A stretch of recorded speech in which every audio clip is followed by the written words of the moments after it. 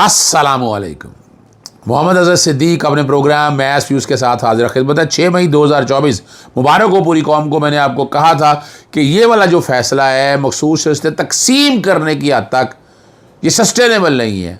ये पाकिस्तान तहरीक इंसाफ सुन्नी इत्तेहाद कौंसिल का हक़ है और ये किसी और को दिया नहीं जा सकता। ये बड़ी वजाहत के साथ मैंने आपको रात सभी काजवी के साथ प्रोग्राम में मुझसे पूछा, मैंने उसके हवाले से चीज़ें सारी सामने रख दी थी और एक एक चीज़ बता दी थी मैंने। यानी मैंने और जो कमी है जो यानी अगर वो भी आप पूरी कर लें तो ये काम ये आप हमेशा के लिए ये बड़ा यानी सिक्का बंद चीज़ हो जाएगी। रात जब गुफ्तगू हो रही तो बाद में सभी ने ट्वीट भी किया इस पर और उस वक्त ट्वीट किया कि अभी बातें उस तरफ अभी चल रही थी। तो जो मैंने नुक्ता नज़र दिया वो बड़ा क्लैरिटी के साथ था और वो क्या है तफसील बात करते हैं। सोशल मीडिया के लिए कोई कानून मौजूद नहीं है, अथॉरिटी बना दी गई है। जैसे तमला क्या हुआ, ये N 175 में इंतखाबात कलअदम करार करने की दरख्वास्त पर समाअत हुई। चीफ इलेक्शन कमिश्नर की तकर्री के ख़िलाफ़ दरख्वास्त काबिल समाअत होने पर दलाइल तलब हो गए और मखसूस नशिस्तों पर जो है ना वफाकी हुकूमत नामजद ख़वातीन ने बेंच पर एतराज़ उठा दिया। परवेज़ लाई साहब का जो है ना अस्पताल मुंतकिल करने को घर को सब जेल करार देने की दरख्वास्त मंजूर हो गई है और सुप्रीम कोर्ट ने इलेक्शन कमीशन हुकाम को तलब किया था आज और फ़ैसला मुअत्तल हो गया है। इलेक्शन कमीशन का वो जो यानी चंद सीटें लेकर और उसके हवाले से क्या आगे होना है वो वहाँ से आप अंदाज़ा लगा सकते हैं। ठीक है ना जी। आज सुप्रीम कोर्ट में हेयरिंग शुरू हुई। जस्टिस सैयद मंसूर अली शाह, जस्टिस अतर मिनल्ला फुल फॉर्म में थे। जस्टिस सैयद मंसूर अली शाह, जस्टिस अतर मिनल्ला भी और जस्टिस मोहम्मद अली एक ही पेज पे आ गए सारे। और इस पे पहले आते ही उन्होंने एतराज़ उठाया बेंच के ऊपर। एडिशनल अटॉर्नी जनरल यानी वफाकी हुकूमत देखिए अंदाज़ा लगाएं ये हाल है, ये आइन की तशरीह करें। यानी ये अटॉर्नी जनरल ऑफिस जो है ना ये गैर जानबदार है, इसका काम मुआवनत करना है। ये नहीं है बैठकर आप अपनी हुकूमत का गलत फैसले को लेकर एनफोर्स करते चलें। और जैसे सैयद मंसूर अली शाह ने सुबह ही फिर रिमार्क्स दिए कि अभी तो दाई समात है, अगर अपीलें काबिल समात करार पड़ी तो कोई बेंच भी सुन लेगा और इस पर 2 रुकनी बेंच तक भी अगर जाना होगा तो देख सकते हैं। और मखसूस नशिस्तों पर नामज़द ख़वातीन अरकान असम्बली की तरफ से भी बेंच पर एतराज़ उठाया गया और वकील ख़वातीन ने कहा कि आइन के आर्टिकल 51 की तशरीह का मामला है। सवाल बड़ी वाज़ी अपील सुनी जा रही है, ये 184(3) वाला मामला नहीं है। मैं इस पर भी एतराज़ रखता हूँ, लेकिन चूँकि प्रैक्टिस एंड प्रोसीजर कानून के तहत 5 रुकनी बेंच सुन सकता है। और ये देखें ये ज़्यादती हो रही ना कि प्रैक्टिस एंड प्रोसीजर एक्ट ने आकर क्या हाल कर दिया। 3 रुकनी बेंच पर एतराज़ किया और सुप्रीम कोर्ट ने बेंच पर शुरू में एतराज़ात को मुस्तरद किया कि पहले इब्तदाई समाअत है, हम देखते हैं कि काबिल समाअत है या नहीं। तो इस तरह तो 2 रुकनी बेंच भी सुन सकता है।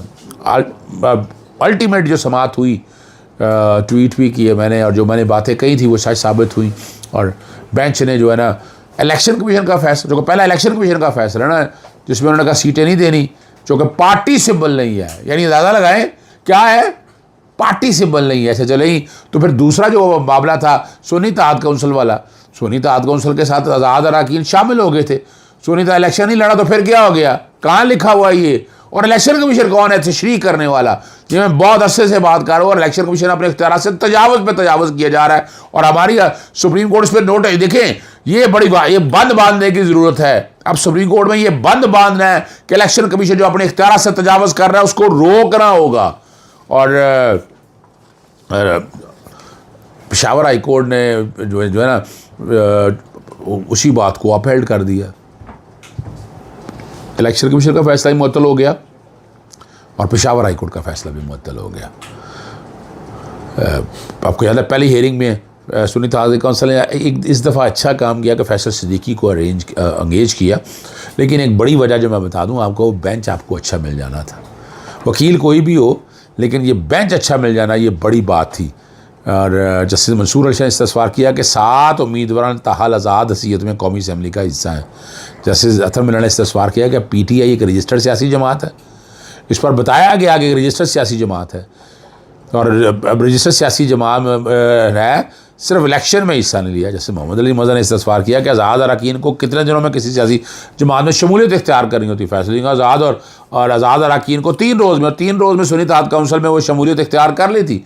अदालत ने फिर से कि सियासी जमातों के दरमियान जो है मखसूस चीज़ों की तकसीम किस फार्मूले के तहत होती है, इस पर फिर ज़रा कन्फ्यूजन रही। आर्टिकल 51 के हवाले से फैसल सिद्दीकी ने बहुत खूबसूरत तरीके से बताया कि कैसे होती है सियासी जमातें अपनी जो जीती हुई सीटों के मुताबिक मखसूस हिस्से ले सकती हैं या ज़्यादा भी ले सकती हैं। उन्होंने कहा नहीं, अपनी तनासब से ज़्यादा। और मैं पहले दिन से ये बात कर रहा हूँ आपके सामने कि जो यानी 100 सीटें हैं ना, तो 100 में से अगर 50 ख़वातीन की हैं तो 100 के मुताबिक यानी 2 सीटों के मुताबिक 1 मिलना है। अब इसकी 60 सीटें हैं तो 60 के मुताबिक अगर देखा जाए तो आधी सीटें अगर करें, उसका हाफ करें तो 30 सीटें मिलेंगी। तो बाकी 20 सीटें नहीं मिल जाएंगी उसको। आपने वो 20 सीटें भी दे दी हैं उसको। ये तो आइन को तोड़ा गया है और इलेक्शन कमीशन आइन को तोड़ रहा है। तो इलेक्शन आर्टिकल 6 लगना चाहिए इलेक्शन कमीशन के खिलाफ भी। ये बता दूं मैं आपको, अवामी मैंडेट की। उन्होंने कहा कि अवामी मैंडेट ये नहीं है। अवामिया ने इतनी बड़ी सियासी जमात के वो लोग वोट आए और मैंडेट उसके मुताबिक मिलना, पर मैंडेट आपने किस तरह दिया, ये मैंडेट का तो तरीका नहीं है। और वही हुआ, बेंच अच्छा मिल गया। 5 रुकनी बेंच के पास गया है मामला। अब कमेटी बैठेगी। मेरा इस पे एतराज़ है, इस पे 5 रुकनी बेंच नहीं बन सकता। ये जो तशरीह करनी है ना, तशरीह के हवाले से ये नहीं है कि हर काम आपकी तशरीह करनी तो 5 रुकनी बेंच नहीं मामला देखना है। वो 184(3) के तहत तो पटिशन नहीं आई ना। और supreme court practice and procedure act आज अब जेहन में रखिएगा, ये एक काला कानून है। इसने प्रोसीडिंग रेगुलेट करने की तबाही कर छोड़ी है। तो ये अगर ऐसा था तो हाई कोर्ट में क्यों नहीं करते? हाई कोर्ट में हमारे कितने मसाइल हैं, नहीं लग, यानी ये वाला मामला लार्जर बेंच के सामने, और चीज़ों से Lahore high court larger bench नहीं बना रहा। बार बार उनको कह रहे हैं, बार बार दरखास्तें दी हैं पर नहीं बन रहा। आगे चलते हैं। ये बहुत बड़ी कामयाबी है पाकिस्तान तहरीक इंसाफ की। और हालात ठीक होंगे। अब मैं बताता चलूँ, नवंबर तक आप देखते जाइएगा, आहिस्ता आहिस्ता हालात ठीक हो। लोग बड़ा एतराज़ करते हैं। कल मुनीब के प्रोग्राम में मंसूर अली खान मेरे साथ थे, तो वहाँ मैंने बड़ी सख्त बातें की हैं और मैंने हक़ाइक़ पर अपनी बातें की हैं। बहुत एतराज़ लगा, वो अपनी जगह पर है, लेकिन ये मेरा नुक्ता नज़र बड़ा क्लियर है। सोशल मीडिया के लिए जो कानून मौजूद नहीं है, ये सुप्रीम कोर्ट मौसमी तब्दीली अथॉरिटी के क़याम से मुतल्लिक़ केस की समाअत हुई। जस्टिस तमिलनाडु ने मार्क्स दिया कि सोशल मीडिया के लिए कानून, लेकिन अथॉरिटी बना दी। जो अथॉरिटी बनानी है वो बनाते नहीं, जो नहीं बनानी चाहिए वो बना देते हैं। यानी ये मजाक है। और मौसमी तब्दीलाती अथॉरिटी से जस्टिस सईद मंसूर अली शाह ने मौसमी तब्दीलाती का एक्ट ये क्रेडिट जाता है जस्टिस सईद मंसूर अली शाह को। उन्होंने इसके ऊपर बहुत काम किया लाहौर हाई कोर्ट में बैठ के, और यह सारा कुछ देख रहे हैं। मौसमी तब्दीलाती के पाकिस्तान के लिए बहुत बड़ा रिस्क और बुनियादी हकूक़ का मामला है।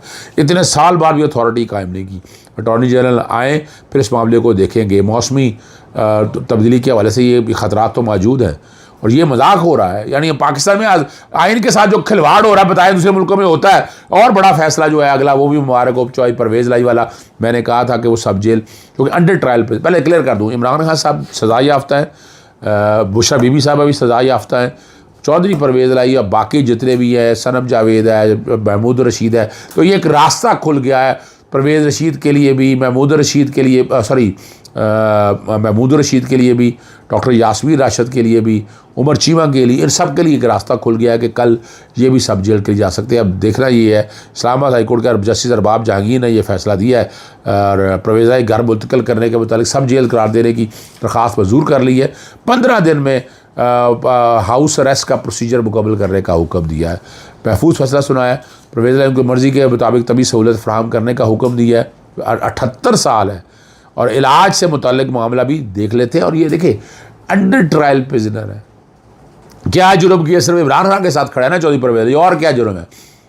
अगर है तो करप्शन तो आपने लीगलाइज कर दी है। अब तो एंटी करप्शन डिपार्टमेंट का लीगलाइज करने के लिए, नैब लीगलाइज करने के लिए, ये महकमे इस काम के लिए थोड़ा है। ये एक महकमे तो बेवकूफ़ बनाने के लिए है, और जो बेवकूफ़ बनाता रहे बनता रहे। पॉलिटिकल इंजीनियरिंग बहरहाल हो रही है। ने 75 नारोवाल के इलेक्शन को जो कलअदम करार देने की दरख्वास्त समाअत के लिए मुकर्रर कर दी है। जस्टिस सुल्तान तनवीर अहमद, दानियाल अजीज़ चौधरी दरख्वास्त पर समाअत करेंगे कि NA 75 नारोवाल के इंतखाबात कलअदम करने और हल्के में नई जो पोलिंग है ना कराने का हुक्म दे। लाहौर हाई कोर्ट में चीफ इलेक्शन की तकरीर के खिलाफ दायर एतराज़ के साथ समाअत हुई। एडवोकेट कि आपकी केस की तैयारी करके आए हैं। उन्होंने कहा जी मैं तैयारी करके आना। पूछा आप सुप्रीम कोर्ट के फैसले दिखाएं कि इलेक्शन कमीशन के खिलाफ दरख्वास्त दायर हो सकती है। उन्होंने कहा रजिस्ट्रार ऑफिस का एतराज़ है कि लाहौर हाई कोर्ट में ये दरख्वास्त नहीं हो सकती। लाहौर हाई कोर्ट का ऑफिस का कहना है कि आपको ये दरख्वास्त दायर के लिए इस्लामाबाद जाना चाहिए। आप लोग इतने अहम केस दायर करते हैं, तैयारी करके नहीं आते। ऐसे केस वजह से आम लोगों का नुकसान होता है। सुप्रीम कोर्ट जो फैसला केस हुआ उसमें जो बात नहीं लिखी आप जो कह रहे हैं, आपकी या मेरी ख्वाहिश की बात नहीं, हमने कानून के मुताबिक फ़ैसला करना है। और आपकी दरख्वास्त के मुताबिक इलेक्शन में सुप्रीम कोर्ट या हाई कोर्ट का जज लग सकता है। आइन के मुताबिक कोई जज या कोई टेक्नोक्रेट भी इलेक्शन कमिश्नर लग सकता है। मज़ीद तैयारी के लिए टाइम दे दिया और 15 मई तक। वैसे तो ये वाला मामला जो है ना एतराज़ की हद तक जहाँ तक है कि लाहौर नहीं फाइल हो सकती, ये बिल्कुल गलत है, रॉन्ग इंटरप्रटेशन है।